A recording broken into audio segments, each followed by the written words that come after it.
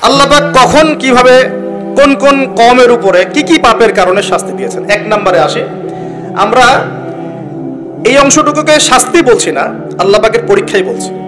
কিরকম? আমরা বিশ্বাস করি যে আল্লাহ রাব্বুল আলামিন কাফের, মুশরিক, মুনাফিকদের উপরে আল্লাহর আযাব পাঠান, ঠিক আছে? আচ্ছা, আর মুমিন মুসলিমদের উপর যখন কোনো বিপদ আপদ বালা মুসিবত আসে, সেটাকে আমরা বলি হয় আমাদের উপর পরীক্ষা, না হলে আমাদের পাপের ফল। এই তো, হয়তো পাপ করেছি কোনো, আল্লাহ পাক শাস্তি দিয়ে মাফ করে দিবেন, দুনিয়াতে শাস্তি দিয়ে পরকালে মাফ করে দিবেন। এরকম হতে পারে মুমিনদের উপরে, অথবা হতে পারে মুমিনরা, মুসলিমরা তাদের দায়িত্ব ভুলে গেছে, আল্লাহ পাক একটু শাস্তি দিয়ে তার পথে আবার ফিরিয়ে নিয়ে আসলেন, তাই না? এমন হতে পারে না? কিন্তু কাফের, মুশরিক, মুনাফিকদের উপরে যখন কোনো শাস্তি আসে, আযাব, গজব, আসমানের বালা, জমিনের বালা, এটাকে আমরা বলি কি? আল্লাহর পক্ষ থেকে গজব। আচ্ছা, এখন সর্বপ্রথম যে বিষয়টা শুরু হয়েছে মহাবিশ্বে, সেটা হলো আদম আলাইহিস সালামকে জান্নাত থেকে নামিয়ে দেয়া, ঠিক আছে? ইতিহাস শুরু হচ্ছে কোথা থেকে? ওইখান থেকে। আল্লাহ পাক তাকে সৃষ্টি করেছেন, নাম শিক্ষা দিয়েছেন, ফেরেশতাদেরকে দিয়ে সেজদা করিয়েছেন, সবাই সেজদা করেছে, কে করে নাই? ইবলিস। এরপর আল্লাহ পাক তাকে জান্নাতে রেখেছেন, তার পাঁজর থেকে হাওয়া আলাইহিস সালামকে সৃষ্টি করেছেন, করে বলেছেন তোমরা জান্নাতে থাকো, যা ইচ্ছা খাও, ওয়ালা তাকরাবা হাযিহিশ শাজারা, এই গাছের কাছেও যেও না, এই গাছের কাছেও যেও না, মানে এই বাঁশের কাছেও এসো না, যেমন কথা এরকম, মানে বাঁশ ক্রস করে আসবে এমন না, কাছেও আসবে না, ধার কাছেও আসবে না। আচ্ছা, এবার ইবলিস ওয়াসওয়াসা দিয়ে গেল যে আমি কি তোমাদেরকে এমন গাছের কথা বলে দিব যে গাছের ফল খেলে তোমরা চিরস্থায়িত্ব জীবন লাভ করবে এবং ক্ষমতা লাভ করবে, কখনো মরবে না। এক পর্যায়ে আমাদের পিতামাতা ডিসিভড হয়ে গেলেন, তারা ফল খেয়ে ফেলবে। এর ফলশ্রুতিতে তাদের গায়ের কাপড় খুলে পড়ে গেল। মনে আছে, আমি অনেকদিন বলেছি এগুলো, লেকচার রিপিট করছি না, অন্য লেকচারে শুনে নেবেন। তাদের গায়ের কাপড় কি হয়েছে? খুলে পড়ে গেছে। আমাদের পিতামাতাকে কে নগ্ন করে দিল? ইবলিস। এরপর আল্লাহ পাক তওবা কবুল করলেন, তারা বললেন রব্বানা যালামনা আনফুসানা ওয়া তারহামনা লানাকুনান্না মিনাল খাসিরিন। আল্লাহ পাক মাফ করে জান্নাত থেকে সবাইকে দুনিয়ায় নামিয়ে দিলেন। তাহলে মানুষকে সৃষ্টি করেছেন কে? অন্য কোন প্রাণী থেকে সৃষ্টি করেছেন না সরাসরি? হ্যাঁ, সরাসরি। আর আমরা কি পৃথিবীর বাসিন্দা না জান্নাত থেকে আসছি? আচ্ছা, এতটুকু তো ক্লিয়ার। আল্লাহ পাক নামিয়ে দিলেন পৃথিবীতে, দিয়ে বললেন যে ফামান কুল নাহবিতু মিনহা জামিআ, তোমরা সবাই নেমে যাও, ফাইম্মা ইয়াতিয়ান্নাকুম মিন্নি হুদান, পৃথিবীতে তোমাদের কাছে আমার পক্ষ থেকে হেদায়েত আসবে, আসমানে কিতাব আসবে, নবী রাসূল আসবেন। ফামান তাবিআ হুদায়া, যারা হেদায়েত মেনে চলবে, ফালা খাউফুন আলাইহিম ওয়ালা হুম ইয়াহজানুন, তাদের কোনো ভয় নাই, কোনো টেনশন নাই। ওয়াল্লাযীনা কাফারু ওয়া কাযযাবু বিআয়াতিনা, যারা দুনিয়াতে আমার আয়াতগুলোকে মিথ্যা প্রতিপন্ন করবে, অস্বীকার করবে, কুফরি করবে, ফাউলাইকা আসহাবুন নার, এরা হবে জাহান্নামের অধিবাসী, হুম ফিহা খালিদুন, তারা সেখানে চিরস্থায়ী হবে। কার সাথে? ইবলিসের সাথে। ইবলিস তো জাহান্নামে যাচ্ছেই। আর ইবলিস চ্যালেঞ্জ করেছে যে আমি আদম সন্তানের সরল পথে ওত পেতে বসে থাকবো, আর ওর ডান দিক থেকে আসবো, বাম দিক থেকে আসবো, সামন থেকে আসবো, পিছন থেকে আসবো, বলে তাজিদু আকসারাহুম শাকিরিন, আল্লাহ বেশিরভাগ আদম সন্তানকে আপনি শুকরগুজার পাবেন না। ওর চ্যালেঞ্জও করে ফেলছে, আমরাও পৃথিবীতে চলে আসলাম। এই যে পৃথিবীতে নেমে আসলাম, আগে জান্নাতে ছিলাম, এটা পরীক্ষা না? তাহলে দুনিয়ার জীবনটা পরীক্ষা না? এই দুনিয়ার জীবনের সময় কারো জানা আছে? এটা কারাগারের জীবন না? আর কারাগারের জীবনে কি কেউ নিজের মন গড়া পদ্ধতি চলতে পারবে? কারাগারে কেউ নিজের মনের মতো চলতে পারে না? একটা রুটিন থাকে, তার বাইরে যেতে পারে না। কোনটা?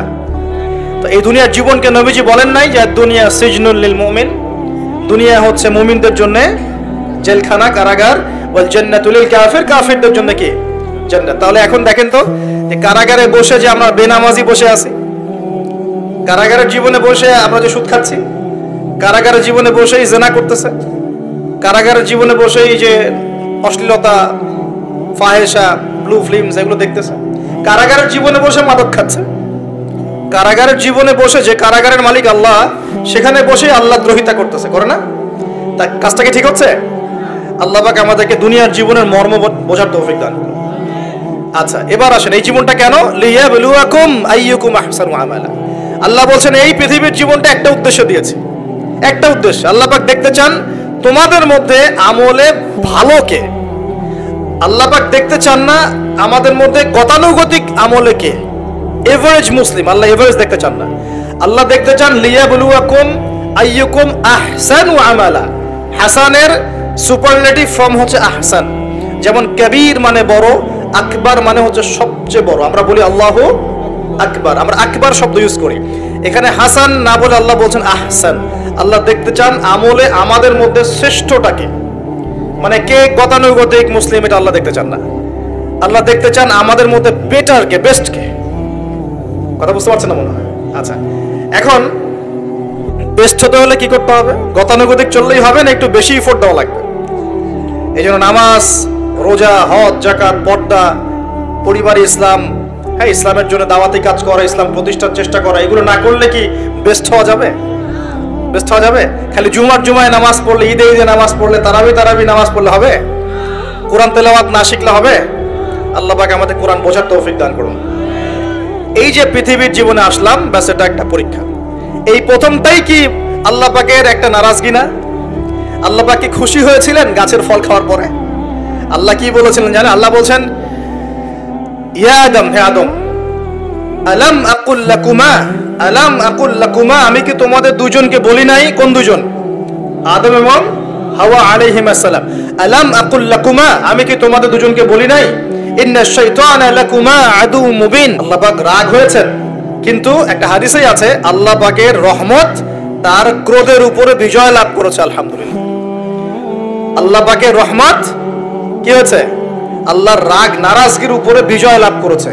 আল্লাহ পাকের কাছে যখন আমরা তওবা করি, আল্লাহ পাক সমস্ত রাগ যেটা নারাজ হয়েছেন আমাদের উপরে, এটা বাদ দিয়ে আমাদের উপর রহম করা শুরু করেন। আলহামদুলিল্লাহ। তো যখন আদম আলাইহিস সালাম ক্ষমা চাইলেন, রব্বানা যালামনা আনফুসানা ওয়া ইল্লাম তাগফির লানা ওয়া তারহামনা লানাকুনান্না মিনাল খাসিরিন, বলি আমিন, তখন আল্লাহ পাক সবাইকে মাফ করে দিয়েছেন। কিন্তু জান্নাতে থাকা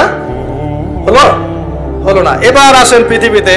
এই যে আদম আলাইহিস সালামের এখন বংশবৃদ্ধি হচ্ছে, এখানে হাবিল কাবিল ঘটনা মনে আছে? এই শুরু হলো পৃথিবীর হিস্ট্রি।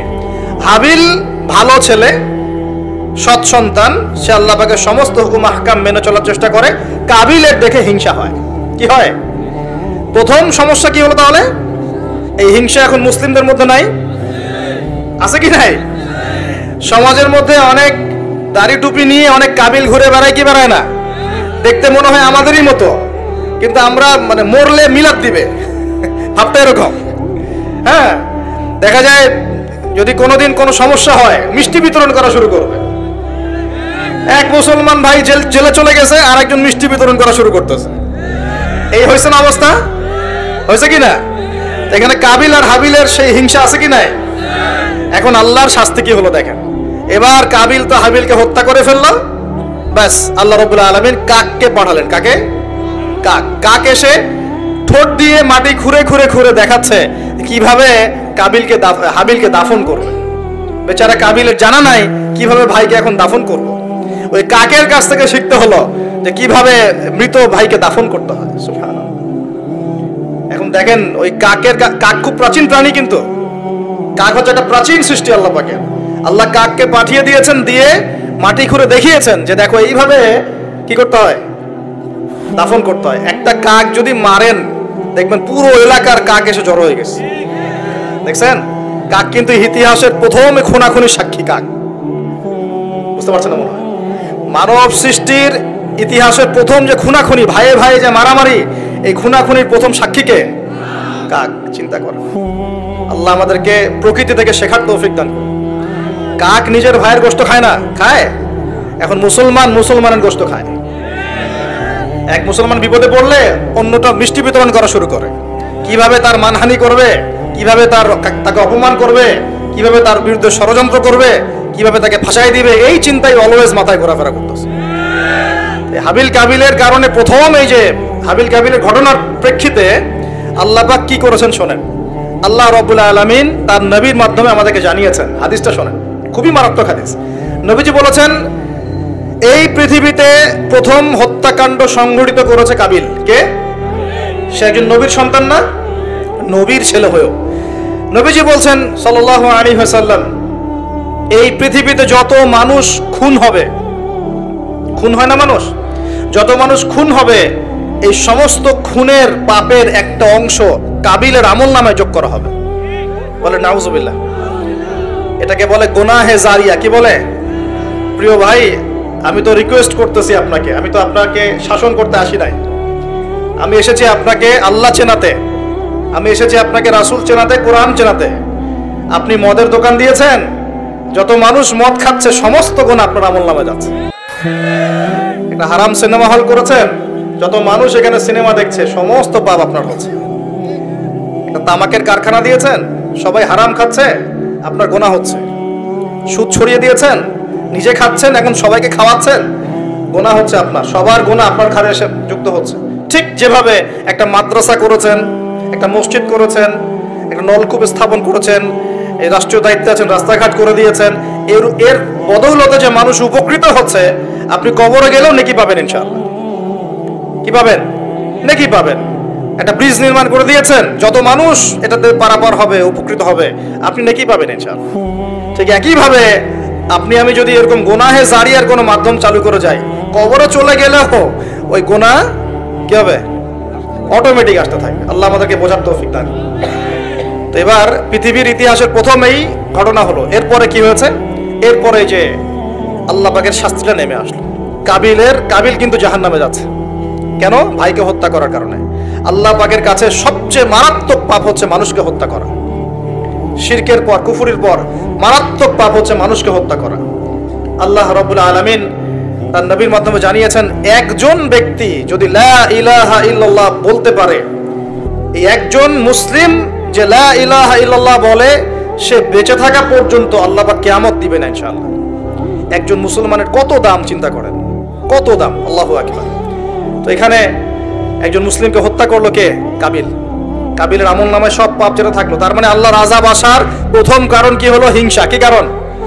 অতএব হিংসা করতে থাকলে আল্লাহর শাস্তি কি হবে? আসবে। আরেকটা কারণ ছিল, আগে শয়তানের অনুসরণ করেছিলেন বলে আমাদের পিতাকে নামিয়ে দেওয়া হয়েছে। নামিয়ে দেওয়া হয়নি? শয়তান ওয়াসওয়াসা দিয়েছে, গাছের কাছে চলে গিয়েছেন, ফল খেয়ে ফেলেছেন, এই পরীক্ষায় আমরা এখন পড়ে গেছি। এতে কিন্তু তার কোনো দোষ নাই। কারণ কি? এটা ছিল তাকদীরের লিখন। এটা কি ছিল?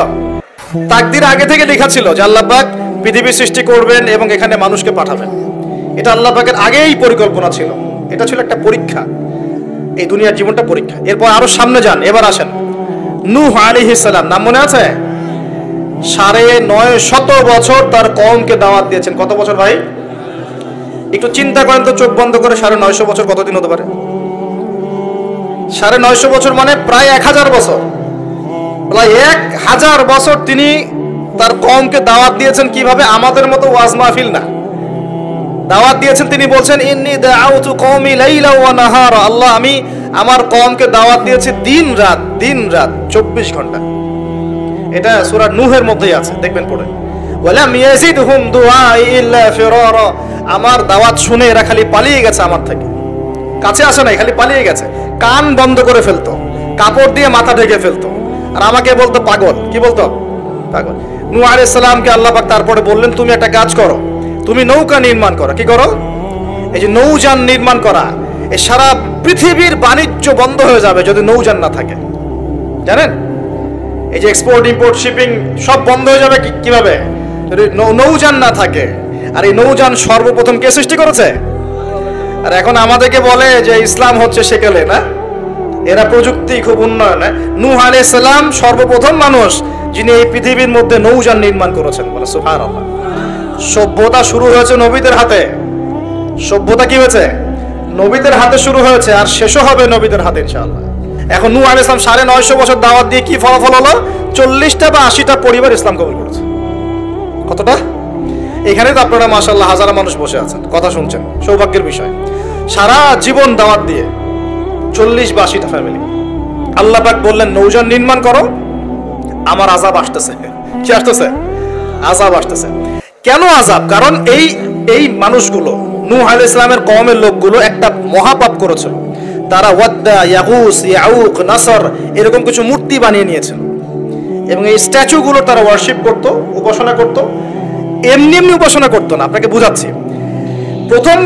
প্রথম যে প্রজন্মটা ছিল ওদের, ওই প্রজন্মকে শয়তান ওয়াসওয়াসা দিয়েছে কি, যে এই ওয়াদ্দা, ইয়াগুস, ইয়াউক, নাসর এই যে নামগুলো সূরা নূহে আছে, এই ব্যক্তিরা ছিল খুব পুণ্যবান সৎ ব্যক্তি, তারা খুব ভালো আল্লাহওয়ালা ছিল, আল্লাহর ওলি ছিল। শয়তান ওয়াসওয়াসা দিয়েছে যে তোমরা এই তাদের মূর্তি নির্মাণ করে মসজিদের বাইরে রেখে দিবে। মসজিদের কোথায়? বাইরে যাওয়া আসার সময় ওদেরকে দেখবে, দেখলে একটা মানে উৎসাহ আসবে যে আমরাও তাদের মতো হই। শয়তান এইভাবে নেক্সট স্রোতে ধোকা দিয়েছে। ওই জেনারেশন এই কাজটাই করেছে। এরপর আরো 100-200 বছর চলে গেছে, শয়তান এবার পরের জেনারেশনকে ওয়াসওয়াসা দিয়েছে, আরে তারা তো অনেক বড় বড় মানুষ ছিলেন, এখন মসজিদের বাইরে না, ওদেরকে ভিতরে ঢুকাও। এবার তারা ওই মূর্তিগুলো সব ভিতরে ঢুকানো শুরু করেছে। এটা হিস্ট্রি পড়ে দেখেন, তাফসির আছে, জালালাইন পড়ে দেখেন, ইবনে কাসির পড়ে দেখেন। তো এবার তারা ঢুকালো ভিতরে, সেজদা করছে না কিন্তু মূর্তিতে, তারা খালি রেখে দিয়েছে ভিতরে যে তাদেরকে দেখবো, দেখে আমার ইবাদতে মনোযোগ আসবে। উদ্দেশ্য কিন্তু ভালো, উদ্দেশ্য কি ভালো। এবার এই প্রজন্ম যখন চলে গেল, পরের প্রজন্মকে শয়তান বলছে আরে তারা আল্লাহর ওলি ছিল, তাদের কাছে চাইলেই পাওয়া যাবে। এবার সরাসরি সেজদা শুরু হলো মূর্তিতে। এইভাবে গ্র্যাজুয়ালি আস্তে আস্তে আস্তে আস্তে শয়তান প্রথম মূর্তি পূজা চালু করেছে বিশ্বের মধ্যে। বুঝলেন কিভাবে? নেক্সট শুরুতেই ধোকা দিয়েছে শয়তান। আমরাও এখন মুসলমানরাও সুবহানাল্লাহ, আমরাও এখন এগুলোর পিছনে পড়ে যাচ্ছি, পড়ছি না? সবার ঘরে ঘরে ছবি মূর্তি এখন, সুবহানাল্লাহ। আর এই যে আমাদের সেলফি সংস্কৃতি, এটাও তো একটা মূর্তির অংশ হয়ে যাচ্ছে। প্রয়োজনীয় ছবি তোলা যায়, অপ্রয়োজনীয় ছবি তোলার কি দরকার আছে? মুসলিমরা কি করবে? আসসালামু আলাইকুম রহমতুল্লাহ, ওয়ালাইকুম আসসালাম রহমতুল্লাহ, মুসাফা করবে, মুসাফা থেকে ফারেক হওয়ার আগেই গোনা সব ঝরে পড়ে গেছে। এইটা সুন্নত। ভাই তাকান, দুই তাকান, ভাই হুজুর তাকান, কি দরকার আছে এগুলার? প্রয়োজন নাই। আর এগুলো আমাদের পরকালে বাঁচাবে না। পরকালে বাঁচাবে যে নবীর যত সুন্নত অনুসরণ করবে, সে নবীর তত কাছে থাকবে। তো দেখেন, নূহ আলাইহিস সালামের সবচেয়ে বড় পাপ কি ছিল? ওই কওমের, নূহ আলাইহিস সালামের কওমের সবচেয়ে বড় পাপ কি ছিল? শিরকের পাপ। কিসের পাপ? শিরক আর কুফর। এর ফলে আল্লাহ পাক কি করলেন দেখেন। এরপর আল্লাহ পাক বলছেন তুমি সবগুলোকে একজোড়া করে উঠাও নৌকায়। এখন যত এই যে প্রজাতির গাছপালা দেখছেন, পশু পাখি দেখছেন, সব একজোড়া একজোড়া করে তিনি উঠালেন। কোথায়? তাহলে চিন্তা করেন নৌকাটা কত বড় ছিল, বিশাল। আল্লাহু আকবার। সব একজোড়া করে উঠালেন। এরপর আল্লাহ রাব্বুল আলামিন বলছেন যে ফারাতান নূর, একদম মাটি ফেটে থলথল করে পানি বের হওয়া শুরু হলো, আসমান থেকে প্রবল বৃষ্টি বর্ষণ শুরু হলো। আল্লাহ সূরা হুদের মধ্যে বলছেন যে বৃষ্টির ফলে স্রোতগুলো এত উঁচু ছিল যে পাহাড়ের উপর দিয়ে উঠে যাচ্ছিল স্রোতগুলো, পাহাড়ের উপর দিয়ে পানির স্রোত যাচ্ছে। আর এই সময় নূহ আলাইহিস সালামের ছেলে, এক ছেলে, তার 4 ছেলে ছিল। কয় ছেলে? এক ছেলের নাম হচ্ছে হাম। হামের বংশধর হচ্ছে এই যে আফ্রিকান মানুষরা, কালো চামড়ার মানুষরা হামের বংশধর। এক ছেলের নাম শাম। শামের বংশধর হচ্ছে আরবরা, এই যে আরব পেনিনসুলা যারা থাকে, এরা শামের বংশধর। এক ছেলের নাম ইয়াফাস। ইয়াফাস হচ্ছে ইউরোপিয়ান যারা, পশ্চিমারা, এরা ইয়াফাসের বংশধর, রোমানরা। আরেক ছেলের নাম হচ্ছে কেনান। কি নাম? এই কেনান ওই পাহাড়ে উঠে বলছে যে পাহাড় আমাকে বাঁচাবে। কে বাঁচাবে? পাহাড়। আমার দরকার নেই ওঠার, তুমি যাও গা, পাহাড় আমাকে বাঁচাবে। নূহ আলাইহিস সালাম বলছেন যে আল্লাহ আমার ছেলে, আমার আহাল, বাঁচাও তাকে। আল্লাহ পাক বলছেন এরপর বিশাল এক ঢেউ আসলো, বাবা আর ছেলের মাঝখানে আড়াল করে ফেললো, শেষ নাই, সন্তানের সাথে আর দেখা নাই। নূহ আলাইহিস সালাম কান্নাকাটি করে বলছেন আল্লাহ ইন্নাহু মিন আহলি, আমার ছেলে আমার পরিবারের একজন, আল্লাহকে মাফ করে দাও। আল্লাহ পাক ধমক দিয়ে বলছেন লাইসা মিন আহলিক, সে তোমার পরিবারের কেউ না, সে তোমার পরিবারের। আল্লাহর কাছে এইসব বংশ, রক্ত, রং, এসবের কোনো দাম নাই। কিসের দাম আছে? তাকওয়া, ঈমানের দাম আছে। নবীর সন্তান হয়েও যদি ঈমানদার না হয়, আল্লাহ পাক জাহান্নামে দিয়ে দিবেন, কোনো কিছু যায় আসে না আল্লাহ পাকে। আলেমের সন্তান হয়েছেন, এত গর্ব কিসের? নিজের আমল, আকীদা, ঈমান আগে ঠিক করতে হবে। অমুক বক্তার ছেলে, অমুক আলেমের ছেলে, অমুক পীর সাহেবের জাদা, এগুলো দিয়ে পরকালে পার পাওয়া যাবে? নিজের ঈমান আমল ঠিক করতে হবে। নবীর সন্তান পার পাচ্ছে না, বলছে লাইসা মিন আহলিক, সে তোমার পরিবারের কেউ না। আল্লাহ বলছেন লাইসা মিন আহলিক, সে তোমার পরিবারের কেউ না। আল্লাহ পাক কোনো দয়াই করলেন না এখানে। কুফরের মধ্যে ছিল, ঈমান ছিল না, শিরক করেছে আমার সাথে, কিসের দয়া, কিসের খাতির? তো প্রিয় ভাইরা, এখান থেকে শিখলাম কি? যে নূহ আলাইহিস সালামের যুগে আযাব কি কারণে আসছে? শিরকের কারণে। আগে শিখলাম, প্রথমে মনে রাখবেন, 1 নম্বর শিখেছি শয়তানের তাবেদারি করার কারণে শাস্তি এসেছে, পরীক্ষা এসেছে, 1। 2 নম্বর হচ্ছে হিংসা, হিংসা বিদ্বেষের কারণে কি হয়েছে? আল্লাহ পাকের শাস্তি চলে আসছে। 3 নম্বর, এই যে শিরকের পাপের কারণে কি হয়েছে? আল্লাহর শাস্তি, গজব চলে আসে। আরো সামনে যান, আমি একটু শর্টে শেষ করবো ইনশাআল্লাহ। আরো সামনে যান, এবার আসছে আদ জাতি। কি নাম? আদ জাতির লোকেরা অনেক লম্বা চওড়া, এক একজনের দেহের এমন কাঠামো যে পাহাড় কেটে কেটে বাড়ি নির্মাণ করতে পারে। আমরা তো এখন ছোট না সাইজে, এখন এগুলো মানুষের কাছে মনে হয় যে রূপকথা, আসলে রূপকথা নয় এগুলা। কোরআন বলেছে ওরা এমন শক্তিশালী ছিল, তারা বলতো মান আশাদ্দু মিন্না কুওয়া, কে আছে আমাদের চেয়ে বড় শক্তিশালী। এবার হুদ আলাইহিস সালামকে পাঠানো হলো এদের মধ্যে হেদায়েতের বাণী নিয়ে। তো হুদ আলাইহিস সালাম দাওয়াতি কাজ করলেন, অল্প কিছু মানুষ ইমানদার হলো, বাকিরা কাফের থেকে গেল।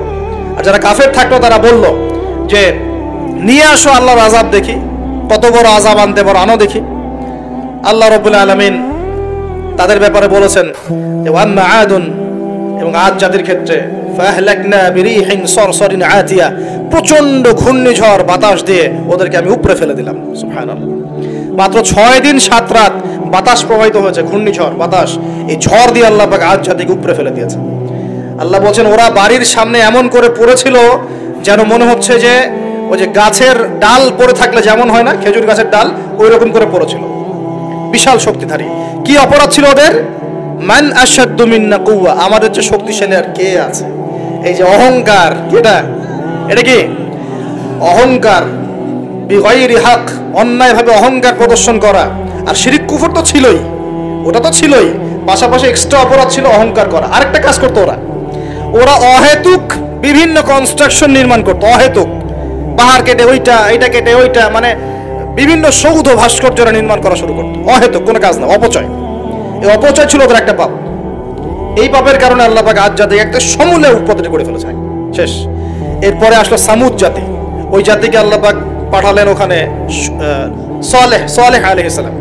সালেহ আলাইহিস সালাম সেখানে গিয়ে দাওয়াত দিলেন। আল্লাহ পাক দোয়া কবুল করে একটা উটনি পাঠিয়েছেন। এই উটনিটা তোমাদের জন্য বরকতময়, ওকে টাচ করবে না, ও থাকলে তোমাদের মধ্যে রিজিক প্রশস্ত হবে, তোমরা ভালো থাকবে।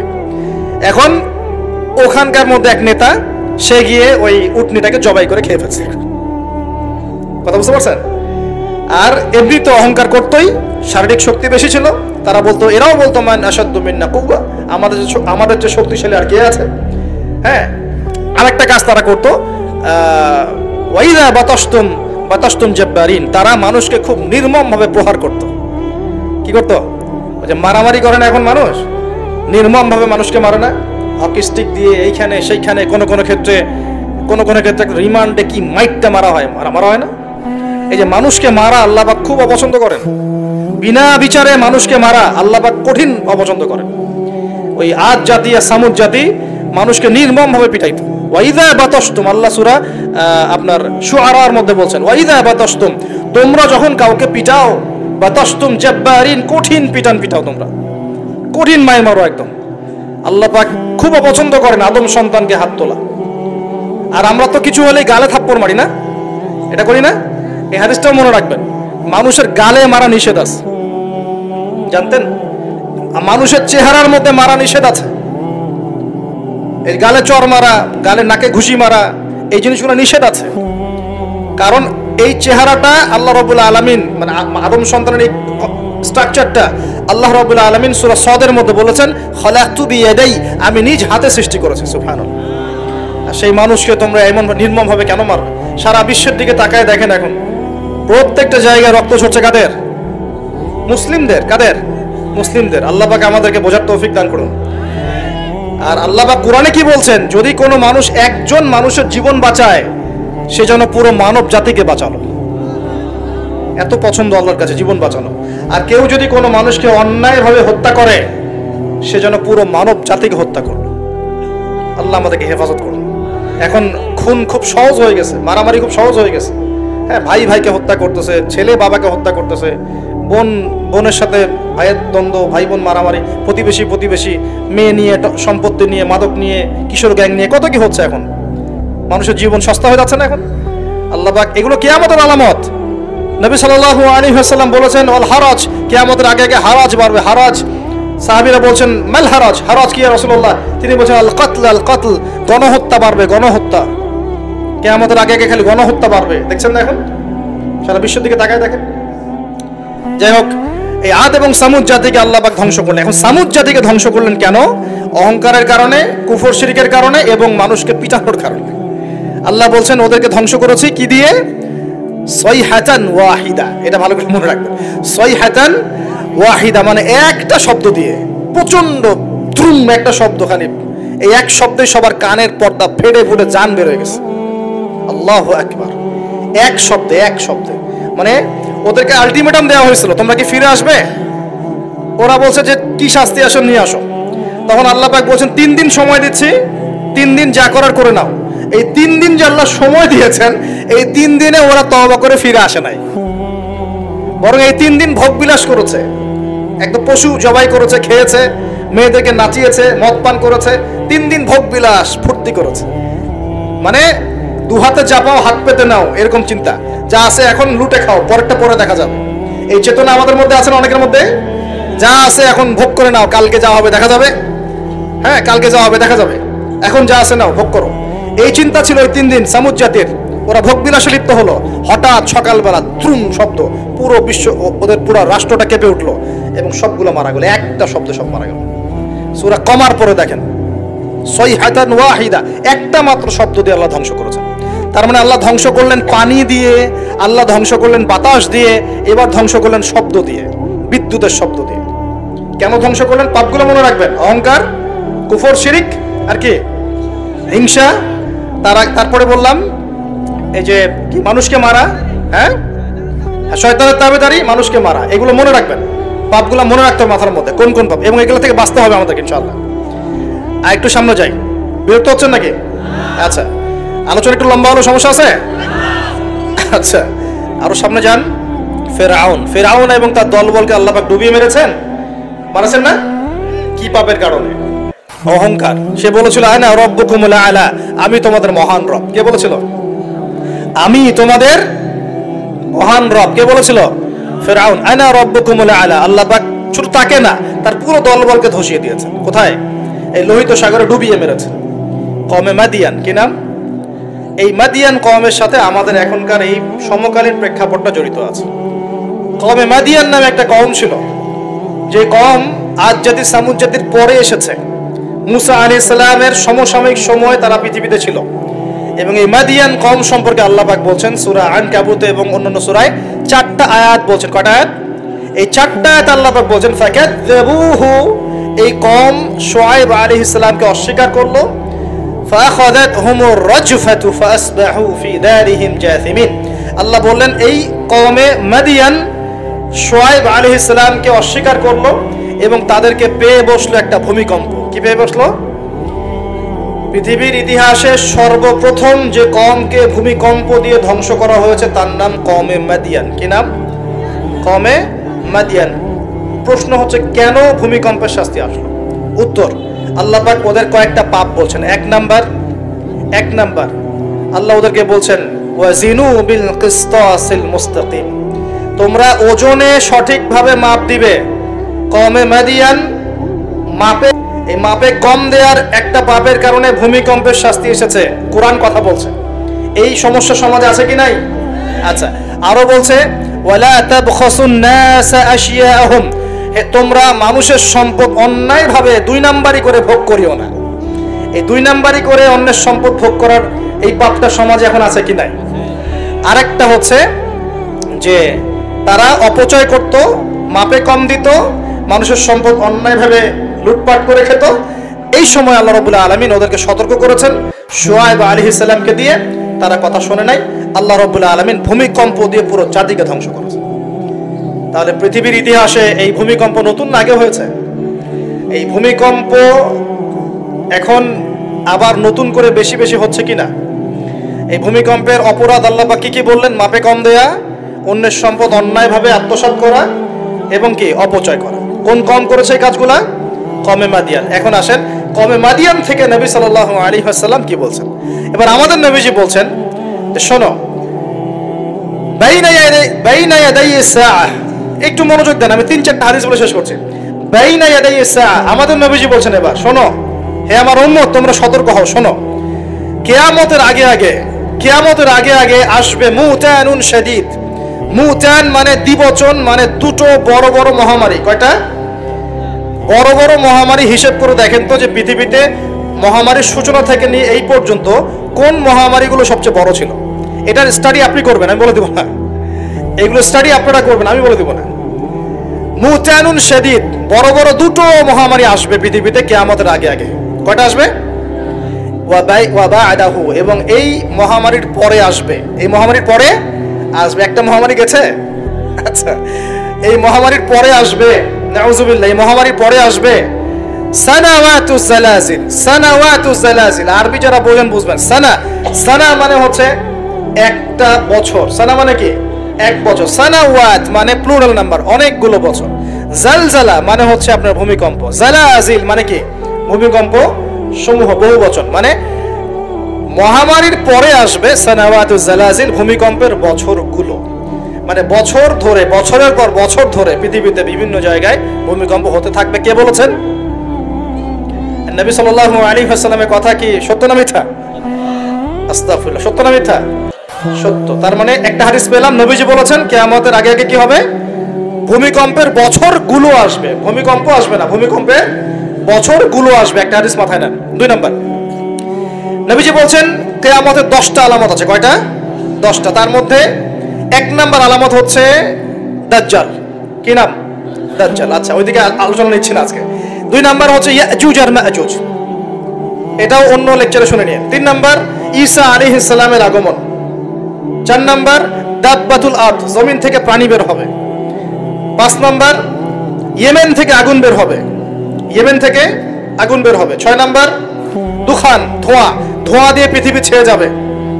7 নাম্বার, 8 নাম্বার, 9 নাম্বার, এগুলো হচ্ছে 3টা বড় বড় ভূমিকম্প, ভূমিধস, যেটা হবে একটা পৃথিবীর পূর্বে, একটা পশ্চিমে, একটা মাঝখানে। পৃথিবীর পূর্বে মানে এই পুরো আমাদের সাবকন্টিনেন্ট সহ পুরো পূর্ব দিক, একদম ইন্দোনেশিয়া, মালয়েশিয়া, সব জায়গা পূর্ব দিক। পশ্চিম মানে পুরো পশ্চিমা সভ্যতা, আর মাঝখান মানে এই জাজিরাতুল আরবিয়া, মাঝখান। এই 3টা ভূমিকম্প হবে পৃথিবীতে, এখনো আসা বাকি আছে, বড় বড়। এগুলোতে ভূমি কাঁপবে না, ভূমি ধসে যাবে। কি হবে? নবীর কথা কি ভুল হবে? আর শেষটা হচ্ছে এই পূর্ব দিক থেকে, পশ্চিম দিক থেকে সূর্য উদিত হবে এবং মানুষের তওবার দরজা বন্ধ হয়ে যাবে, তওবা করে লাভ নাই। এই 10টা বড় বড় মধ্যে 3টা পেয়েছেন ভূমিকম্প। তাহলে পেলাম যে ভূমিকম্পের বছরগুলো আসবে, আরো পেলাম কি বড় বড় 3টা হবে, পূর্বে একটা, পশ্চিমে একটা, মাঝখানে একটা। আর কোন পাপের কারণে হবে সেটা কিন্তু অন্য আয়াতগুলোতে আমরা দেখলাম। আচ্ছা সামনে আসেন। এবার নবী সাল্লাল্লাহু আলাইহি ওয়াসাল্লাম বুখারীর এক হাদিসে বলছেন, আবু হুরায়রা রাদিয়াল্লাহু আনহু থেকে বলছেন, তিনি বলছেন যে লা তাকুমুস সাআ, কিয়ামত ততদিন পর্যন্ত হবে না। এই হাদিস দুটো একটু মনোযোগ দিয়ে শুনুন। কিয়ামত ততদিন পর্যন্ত হবে না যতদিন পর্যন্ত না ইউকবাদুল ইলম, জ্ঞানটাকে উঠিয়ে নেওয়া হয়। জ্ঞান কি হয়? উঠিয়ে নেওয়া হয়। নবী আরো বলছেন ইউকবাদুল ইলম ওয়া তাকসুরু জালাজিল, এবং বেশি বেশি ভূমিকম্প না হচ্ছে। 2 নাম্বার কি? বেশি বেশি ভূমিকম্প না হচ্ছে। ওয়া ইয়াতাকারাবুজ জামান, এবং সময় কাছাকাছি চলে না আসছে। এই জায়গায় আমি একটু স্টাডি করতে গিয়ে একটা অদ্ভুত জিনিস দেখলাম, যে একটা রিসার্চ বলছে, সায়েন্সের রিসার্চ বলছে যে প্রতিটা ভূমিকম্পে পৃথিবীর গতির মধ্যে একটা পরিবর্তন হয়। প্রতিটা ভূমিকম্পে পৃথিবীর গতির মধ্যে একটু একটু পরিবর্তন হয় এবং সময় সংক্ষিপ্ত হয়ে আসে। সময় কি হয়? সংক্ষিপ্ত হয়ে আসে। পৃথিবীর ভিতরে আছে, নিচে আছে কিন্তু আগুন, কি আছে? আগুনের স্তর আছে। একদম নিচে একটা ইনার কোর মানে একটা জায়গা আছে, ইনার কোর বলে। এখন সাম্প্রতিক গবেষণা বলছে যে ইনার কোর আগে যেদিকে ঘুরতো এখন তার বিপরীত দিকে ঘোরা শুরু করেছে। আল্লাহু আকবার। তাহলে এগুলো মিলে যাচ্ছে না? ভূমিকম্পের সাথে পৃথিবীর ঘূর্ণন সম্পৃক্ত এবং জামান, সময়টাও সম্পৃক্ত। তো নবী যেটাই বলছেন যে ওয়া তাকসুরু জালাজিল, বেশি বেশি ভূমিকম্প হবে, ওয়া ইয়াতাকারাবা জামান, এবং সময় কাছাকাছি চলে আসবে। অন্য হাদিসে আসছে বছর যাবে মাসের মতো, মাস যাবে সপ্তাহের মতো, সপ্তাহ যাবে দিনের মতো।